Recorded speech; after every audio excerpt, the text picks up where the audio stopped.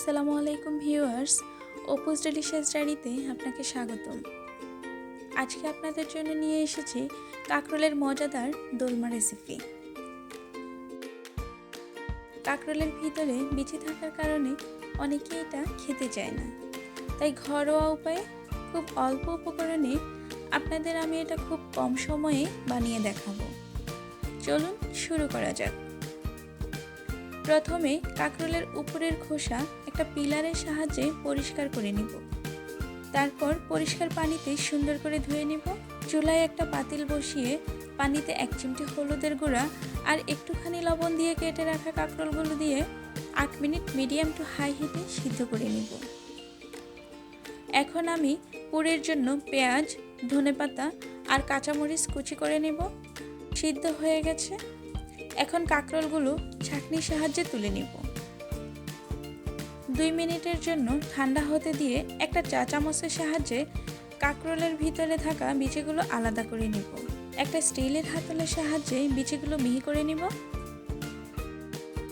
তারপর চুলায় একটা ফ্রাই প্যান বসিয়ে পরিমাণ মতো সয়াবিন তেল দিয়ে নিব। তেল গরম হয়ে এলে তাতে কেটে রাখা পেঁয়াজ কুচি দিয়ে একটু ভেজে নিব। 1/2 চামচ লবণ, একটু হলুদ, 1/2 চামচ ধনিয়ার গুঁড়া, কুচি করে রাখা কাঁচামরিচ দিয়ে একটু পানি দিয়ে কষিয়ে নিব। 2-3 মিনিট মশলাটা কষিয়ে তাতে দিয়ে দিলাম মিহি করে রাখা কাঁকরোলের পুর। 5 মিনিট রান্নার পর ধনেপাতা দিয়ে নামিয়ে নেব। তারপর কাঁকরোলের টুকরোগুলোতে এক এক করে পুরগুলো দিয়ে দিব।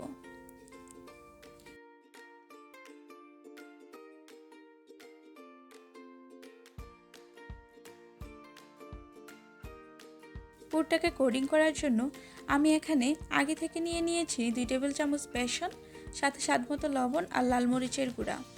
একটু পানি দিয়ে একটা ঘন ব্যাটার তৈরি করে নিয়েছি। পুরের উপরে বেসনের ব্যাটার দিয়ে সুন্দর করে কোট করে নিব।